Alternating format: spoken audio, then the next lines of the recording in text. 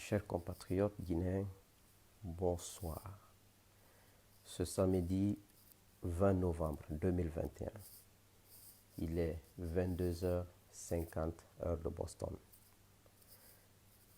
Et cette vidéo, c'est pour vous relater certaines vérités. Et j'ai choisi ce moment parce que sans ce moment, je peux avoir le temps. La journée, c'est compliqué avec les enfants le week-end. Et ce qui m'a donné ce courage de faire ce témoignage, la photo que j'ai mise aujourd'hui, la photo de la prison quand j'étais en prison. L'inspiration m'est venue, c'est quand j'ai vu les photos de Abbé Sylla, du gouvernement, la retraite du gouvernement, et les gens ont parlé de punaises. Donc j'ai pensé aux punaises avec lesquelles on vivait à la maison centrale. Je vais vous donner un peu l'historique de cette photo et en même temps vous dire toute la vérité parce qu'il est important. Vous m'avez aimé, je ne peux rien vous donner. Peut-être la plupart d'entre vous qui sont abonnés sur ma page sont mieux éduqués que moi sur tous les plans, intellectuellement sur tous les plans. Mais peut-être le soutien que vous m'avez apporté avant mon arrestation pendant toutes ces années, pendant mon arrestation et après ma libération, vous avez droit à des vérités. Je n'accuserai personne, je ne mentirai jamais dans ma vie, parce que je sais que quand je mens, Dieu me regarde.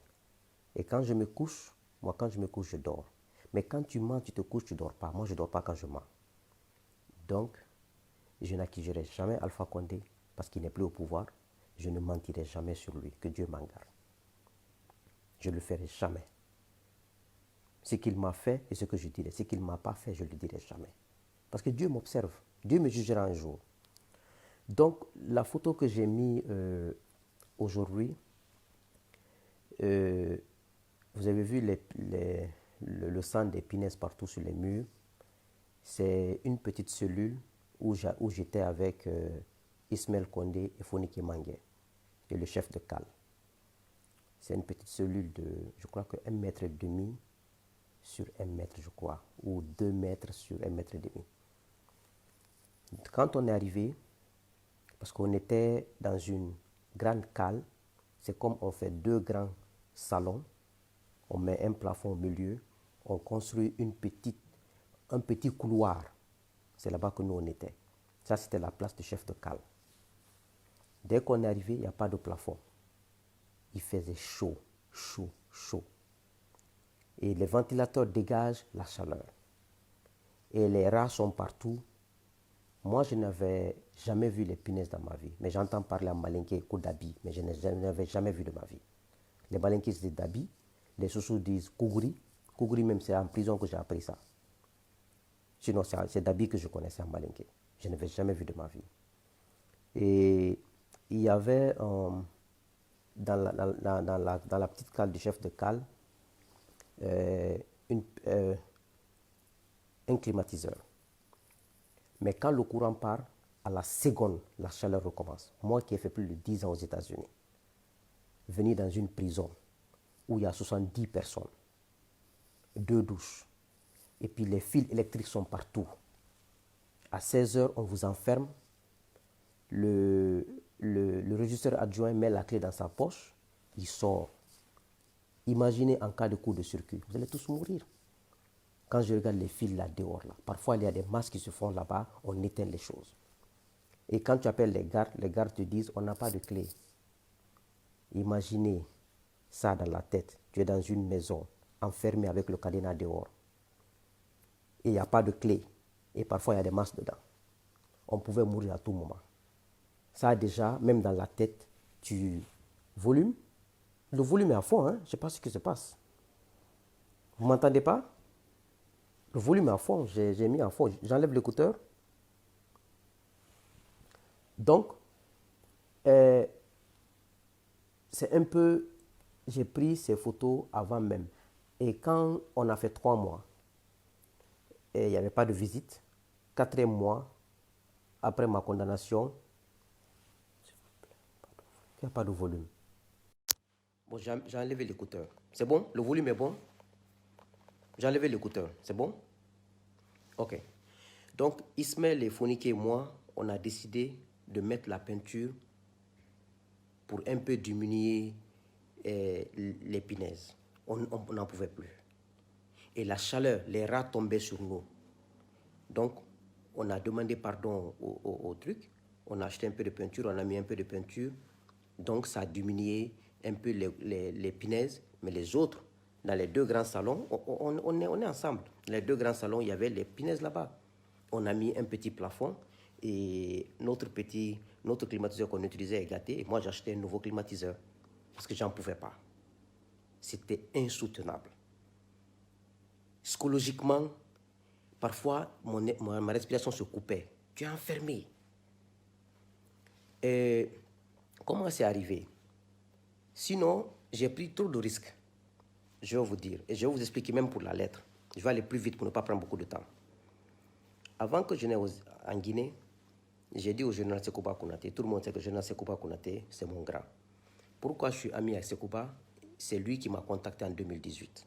Je ne le connaissais pas, je le connais en tant que président de la République, on n'a jamais été amis. Mais il ne peut pas me connaître. Moi, j'étais une personne de Guinéen lambda. Lui, il était un président. Moi, je ne peux pas le connaître. Il m'a contacté, je suis allé le voir à Paris, c'est moi qui ai payé mon billet. On est devenus amis. Moi, je respecte Sekouba pour deux choses. Ou pour une chose. Le fait qu'il a passé 16 ans dans les frontières en train de combattre les rebelles. Et après Sekouba, tous les militaires qui sont aux frontières actuellement, je les respecte. Pour moi, quelqu'un qui porte la tenue, défend la nation, même pour une journée, on doit être reconnaissant et le respecter pour toute sa vie. L'élection de 2010, ça c'est autre cas. Mais pour moi, le sacrifice qu'il a fait en 16 ans, il n'a même pas fait de vie de famille. Et à cause de ce sacrifice-là, moi je le respecte. Hormis Sekouba, tous les gardes qui nous gardent aux frontières de la Guinée, je le respecte jusqu'à ma mort, quel que soit ce qu'ils feront. Cette histoire d'élection, ça c'est autre chose. Il m'a dit, Soul, j'ai des informations. Si tu vas en Guinée, tu seras arrêté. J'ai dit, général, je vais partir en Guinée.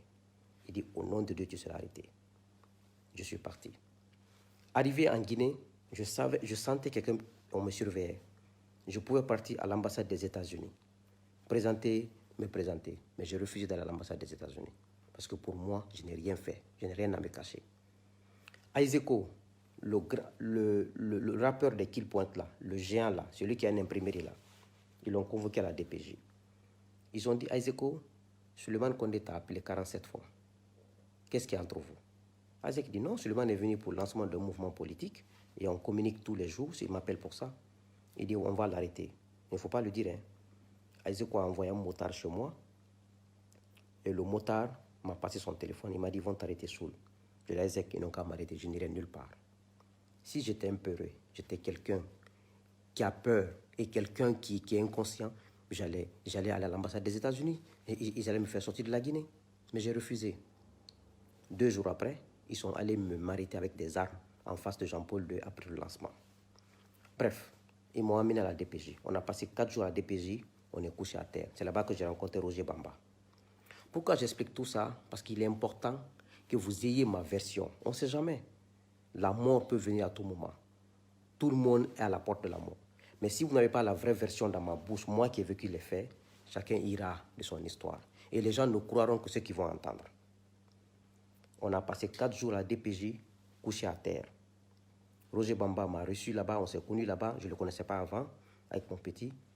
Et chaque matin à la DPJ, je payais 50 000 pour moi, 50 000 pour mon petit, 100 000 francs.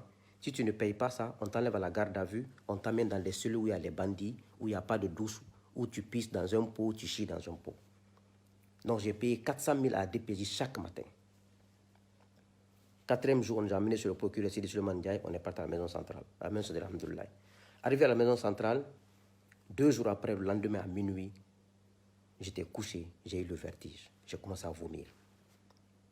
J'ai fait une fièvre, on est à l'imprimerie, il n'y avait pas de médicaments. J'ai fait un palu de 6 jours à la maison centrale, on me lavait, je ne pouvais pas marcher. Mais je ne pouvais pas dire ça à ma femme, à mes enfants, aux gens, parce que les gens allaient s'embrouiller.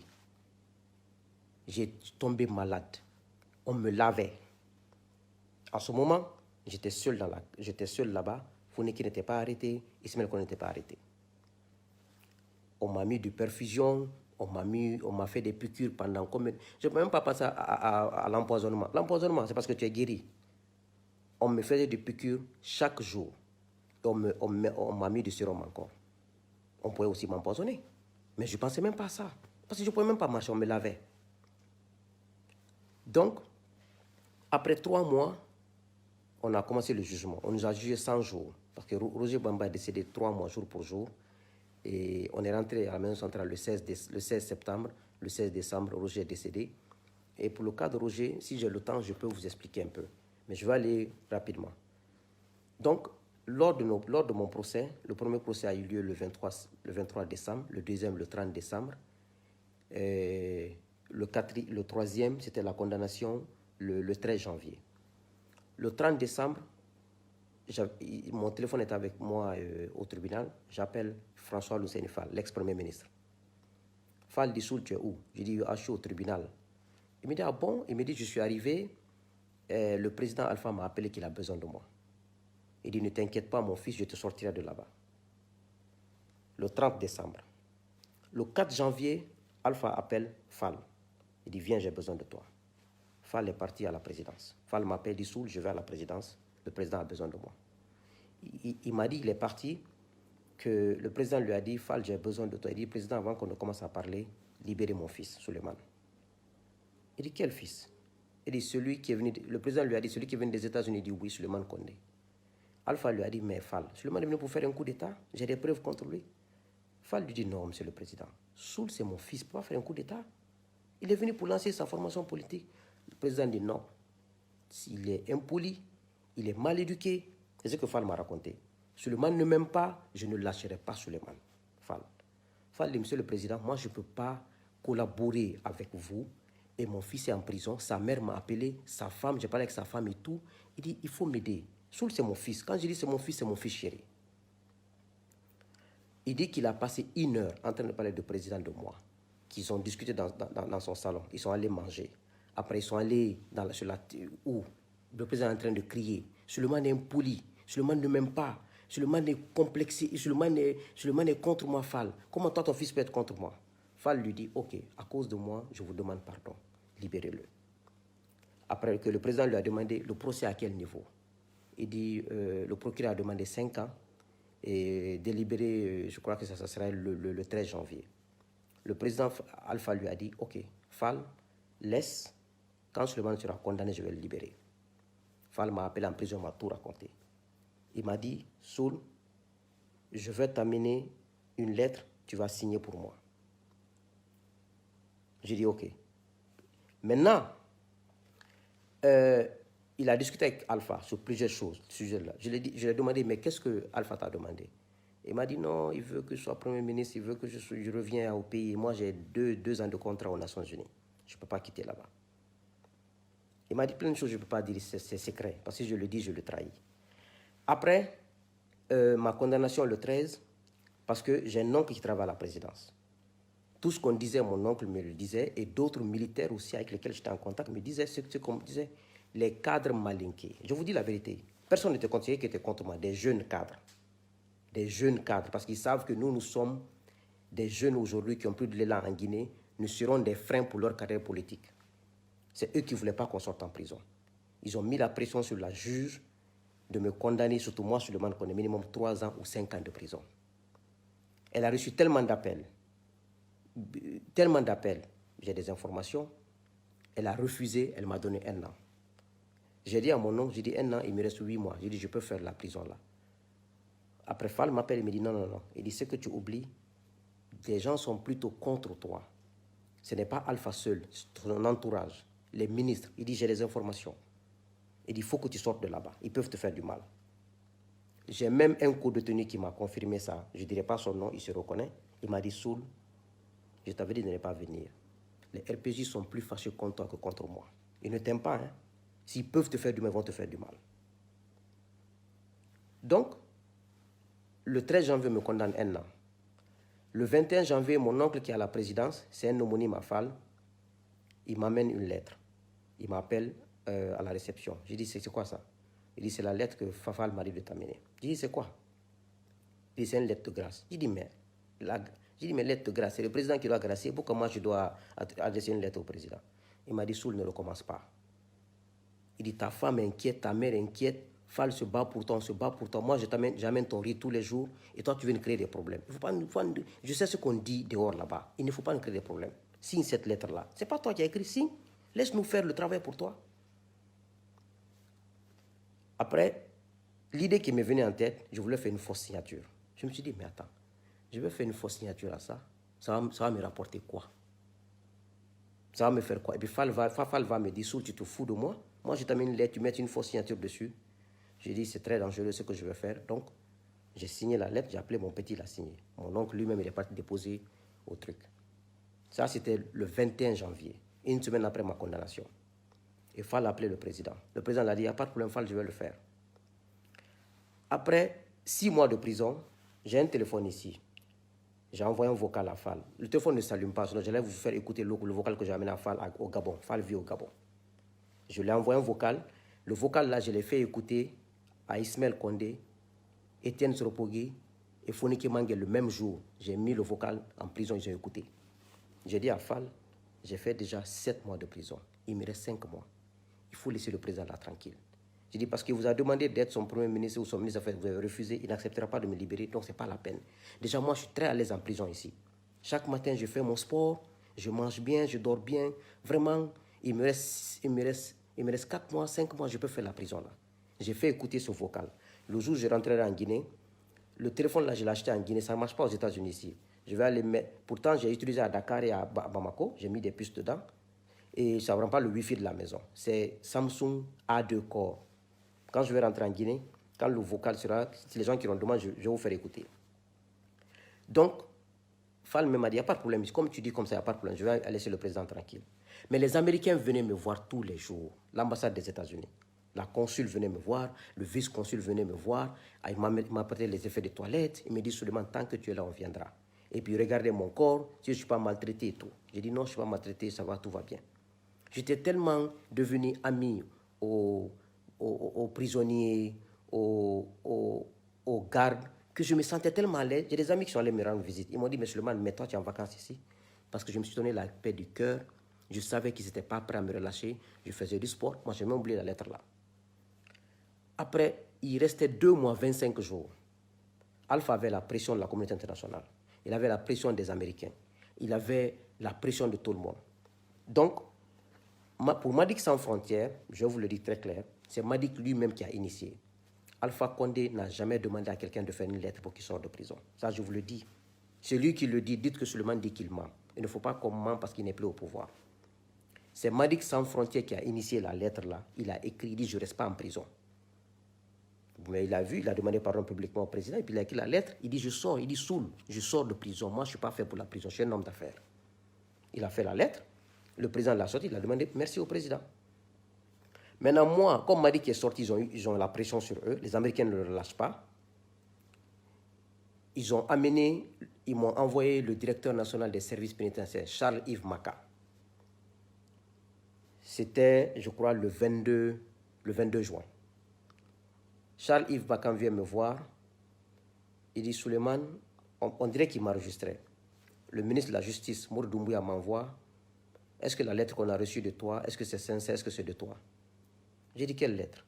Je vais m'oublier la lettre. Il dit, la lettre de grâce. J'ai dit, c'est pas de moi. J'ai dit, c'est François Lounsenefa, l'ex-premier ministre, qui a écrit la lettre. Il me dit, non, Suleiman, il ne faut pas nous faire ça. Il faut. J'ai dit, je n'ai rien écrit. Lors de mon procès, j'ai été clair. Je me suis battu pour les principes et les valeurs. Je ne regrette rien et je n'ai rien fait. Le régisseur qui a eu des problèmes, Soriba Bangoura était là-bas.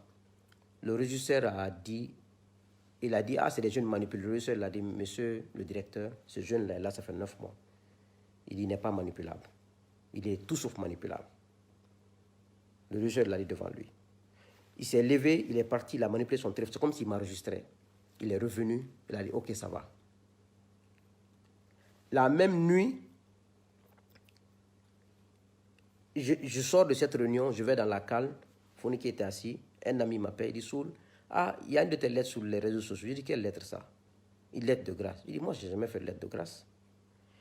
Maintenant, le décret était prêt. Le même soir, à 20h30, le décret est sorti comme gracié.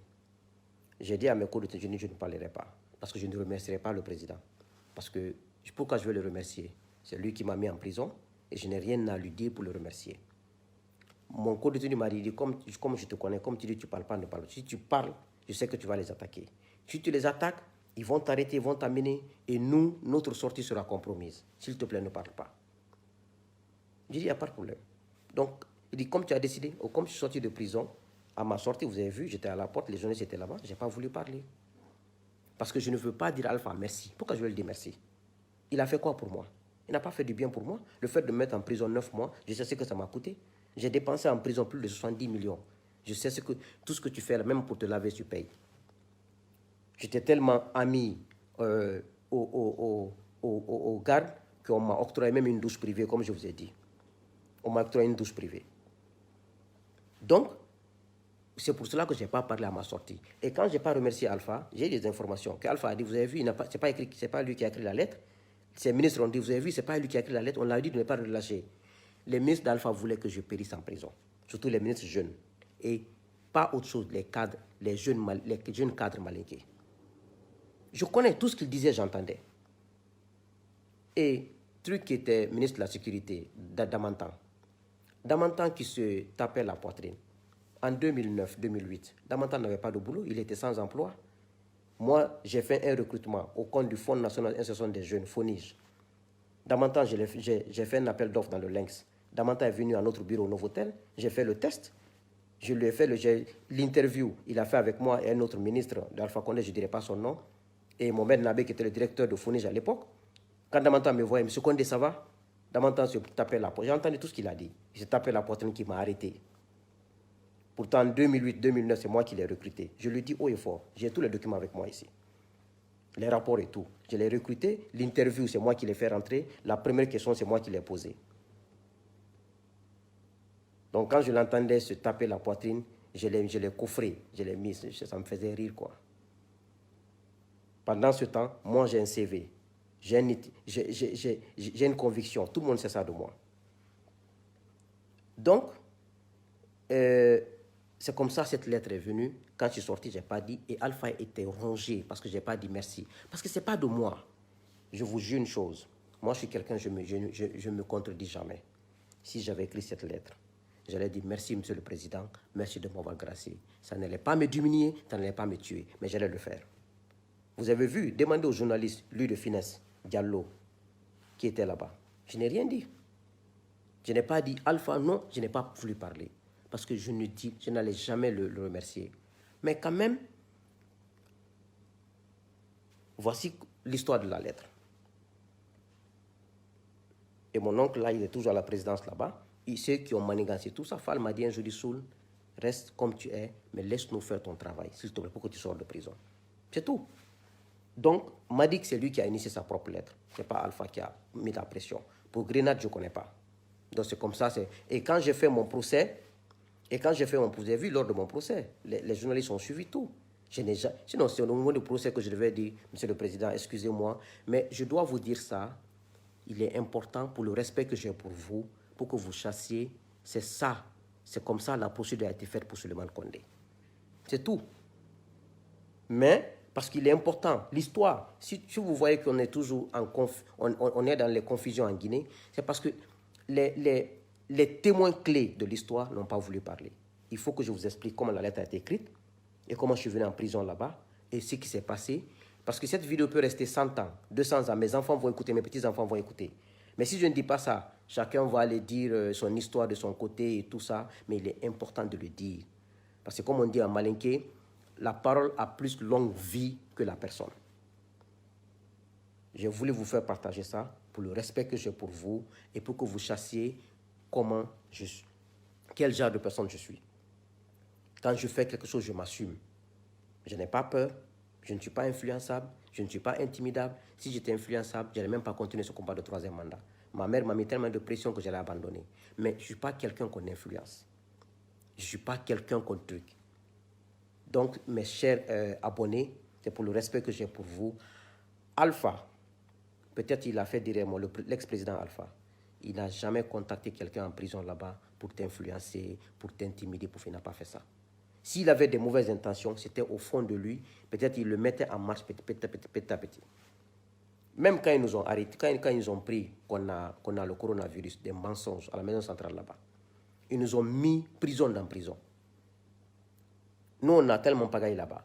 Finalement, ils nous ont libérés. Moi, je n'ai même pas fait le test. Ils disent que j'ai corona. Ils nous ont mis dans un endroit où on était 40, 35 personnes. Je crois 25 ou 30 personnes. Je les ai dit, pour vous prouver qu'il n'y a pas de corona ici, je ne porterai pas de bavette, je ne prendrai pas de médicaments. Ils disent, ah bon, je dis, je ne le ferai pas. Quand ils me donnent le médicament, je mets dans ma poche, je vais jeter dehors. Bavette, je ne mets pas de bavette. Dans un endroit fermé là-bas, la maison centrale, derrière la prison là-bas. 8 jours après, ils sont venus faire le prélèvement. Ils ont dit, Suleiman, qu'on est guéri. Et mes co-détenus ont dit, Suleiman qui ne prend pas de médicaments, qui ne met pas de bavette, dans un endroit fermé, il est guéri. J'ai dit, restez ici. Ceux qui prennent les médicaments ont fait 2 semaines. Ceux qui croyaient encore, je parle des détenus politiques les plus connus, je ne dirai pas leur nom. Ceux qui croyaient même au coronavirus sont restés là-bas 1 mois. Finalement, ils ont pleuré, ils se sont battus pour sortir de là-bas. Moi, j'ai fait 8 jours. Vous pouvez les demander. J'ai refusé de mettre les bavettes. J'ai dit parce que vous voulez nous tuer. J'ai des informations, vous voulez nous empoisonner. Je ne le ferai jamais.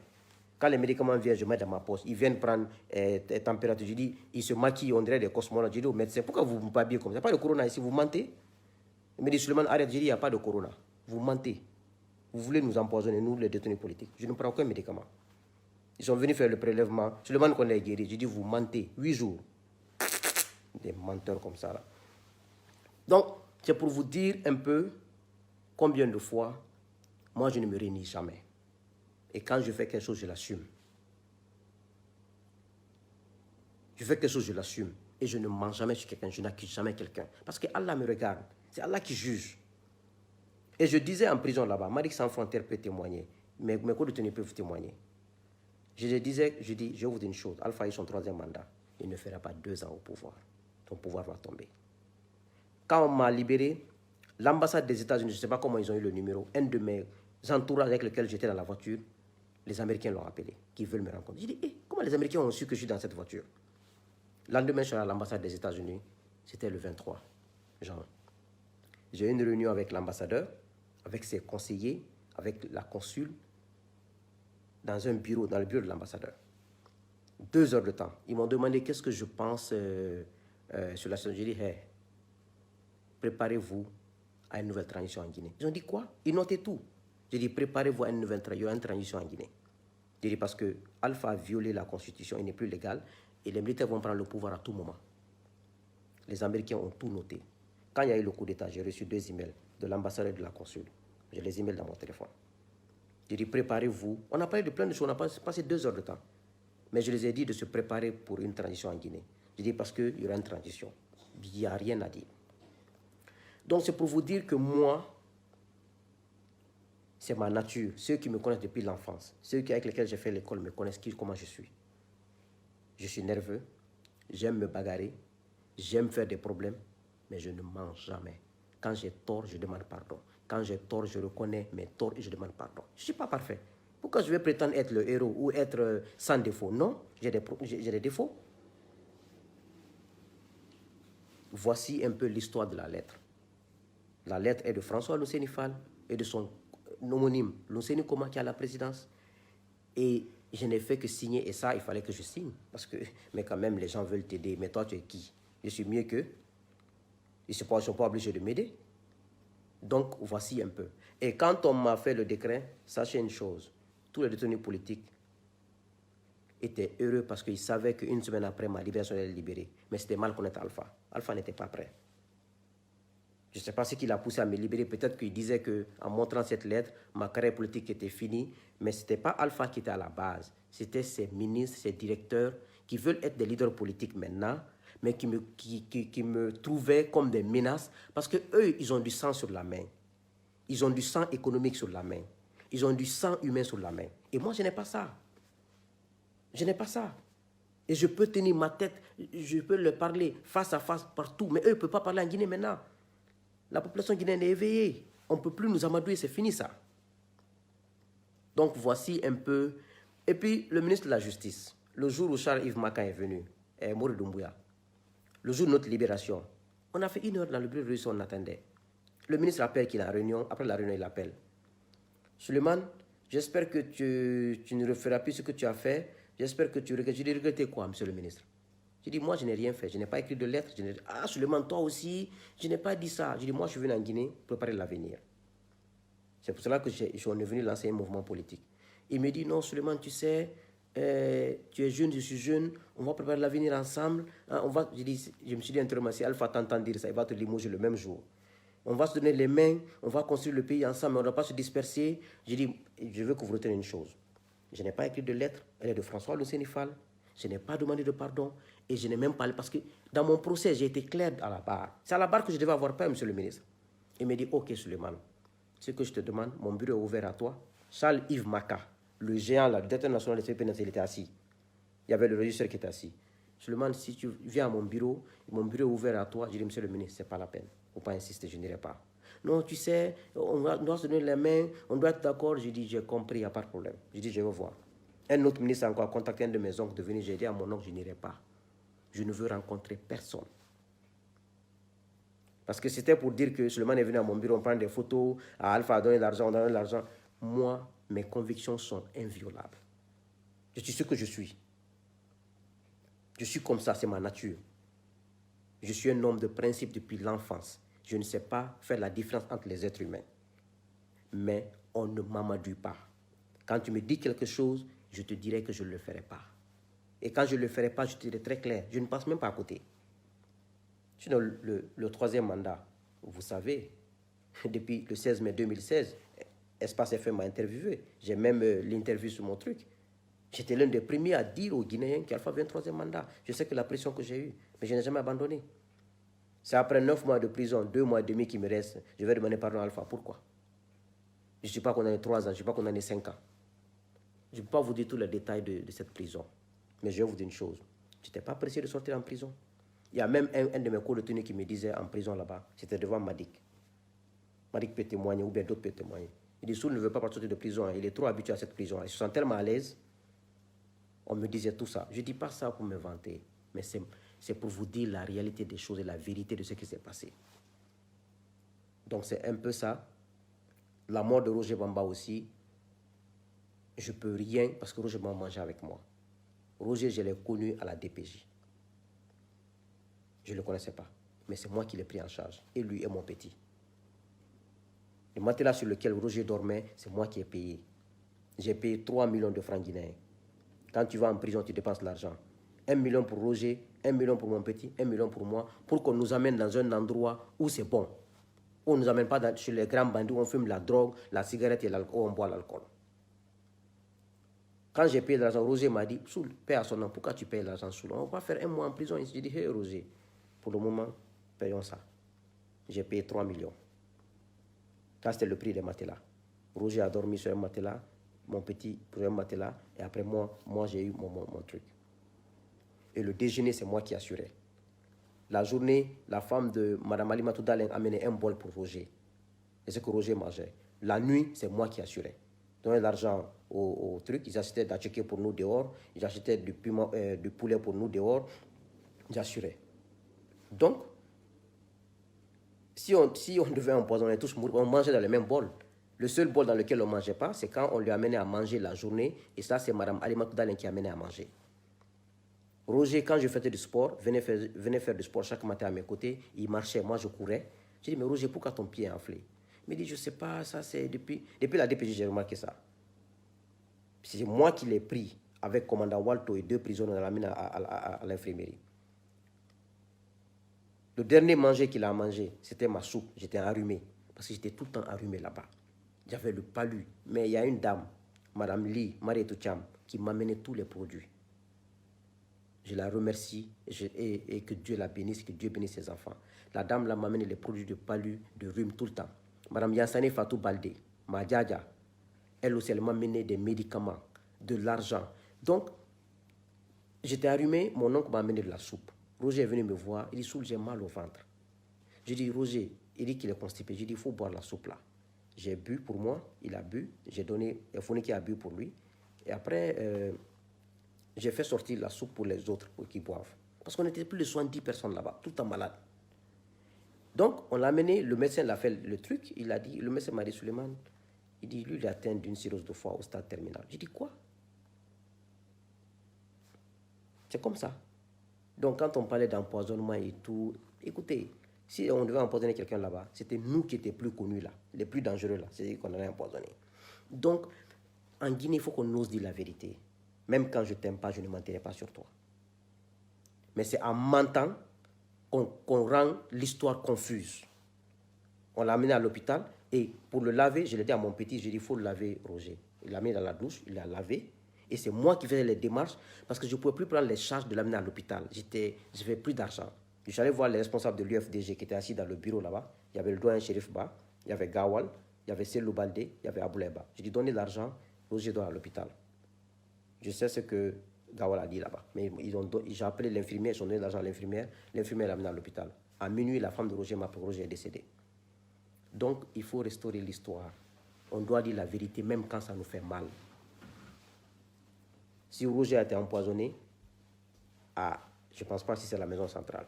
Parce qu'il dormait sur le même lit que mon petit. Et mon petit avait plus grossi que n'importe qui. S'il avait été empoisonné, je ne sais pas, Laurier, parce qu'on ne donnait pas à manger là-bas. Hein. Tous nos manger venaient de dehors. Tu savais que mon téléphone, il prenait, il appelait sa femme, Azere Corée, quand sa femme était à Azere. Quand sa femme est venue en prison, elle m'a dit, Soul, j'étais connu en prison. Ma femme est venue avec mon fils, viens, on va le rendre visite. On est parti à la réception. C'est la première fois que j'avais rencontré sa femme, j'ai salué. Son enfant était malade. Donc, en Guinée, ce que je vous demande dans ce pays, même quand la vérité n'est pas à ton avantage, il faut le dire. Ça permet de soigner une nation. Mais on ment trop en Guinée. On ment pour se rendre grand, pour rendre les autres petits. On ment pour faire mal aux autres. C'est ça notre histoire dans ce pays. Et je voulais vous dire ça parce que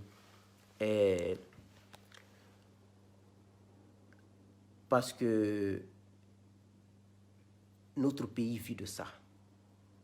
Moi, tout mon problème avec les gens, c'est le mensonge. Quand tu me mens, je t'évite. Quand tu me mens, ton amitié, je n'en veux pas. Et quand je te mens, je te demande pardon si vraiment je me rends. Parce que je ne suis pas parfait. Pourquoi je n'ai pas demandé pardon? Je suis qui? Un être humain. Tu as mal au doigt là. Tu ne peux même pas respirer. Donc, un être humain doit se mettre, savoir que Allah te regarde. Quand tu mens sur quelqu'un, tu vas payer. Il faut toujours dire la vérité. Donc, si jusqu'à présent, je ne vous ai pas expliqué ça, je voulais venir en Guinée pour le faire. Mais on ne sait jamais. Pour le respect que j'ai pour vous, vous devez savoir la vérité sur cette lettre. Parce que quand vous pensez à mon combat et vous dites que Suleiman peut demander pardon à Alpha à 2 mois et demi de sa sortie, comment ça c'est possible? Il a fait plus de 9 mois en prison, comment ça c'est possible? Et avec tout ce combat qu'il a fait et le courage que j'ai, je sais le courage que j'ai. Donc c'est ce que j'avais à vous expliquer. Il est important pour le respect que j'ai pour vous que j'explique comment ça s'est passé. Il y a plein de détails, mais ce n'est pas la peine. La vidéo doit être trop longue et les gens en Afrique n'ont pas de passé pour regarder tout ça. Donc, que Dieu bénisse notre pays, que Dieu bénisse tout le monde et que Dieu nous aide pour que ce pays s'en sorte. Moi, si je n'aimais pas trop la Guinée, j'allais juste me caser aux États-Unis ici, élever mes enfants tranquillement, mais il est important de faire partie de l'histoire de façon positive. Donc, si j'ai dû à un moment donné blesser des gens, même les RPGistes, combat contre le 3e mandat, c'est ce que j'évitais. Parce que je savais qu'avec le 3e mandat, la Guinée allait tomber tôt ou tard. Si Alpha mettait par exemple un jeune à sa place ou un candidat à sa place, on faisait aux élections, on n'allait jamais avoir le coup d'État en Guinée. Et ce que moi j'évitais, ce n'était pas autre chose. Maintenant, le 3e mandat est venu, personne n'a profité. Ni les gens de la mouvance RPG Arc-en-Ciel, ni l'opposition, ni les Guinéens. Tout le monde est tombé, on a le coup d'État, il n'y a pas d'argent, il n'y a pas d'investissement, il n'y a rien. Voici les conséquences, c'est tout. Et quand tu parles, on dit non, Suleiman, il est avec les Peuls, c'est les Peuls qui le supportent, ce n'est pas une question de Peuls ni de Malinké. Voici le résultat. Reconnaissons nos erreurs. Que Dieu vous bénisse, je vous remercie.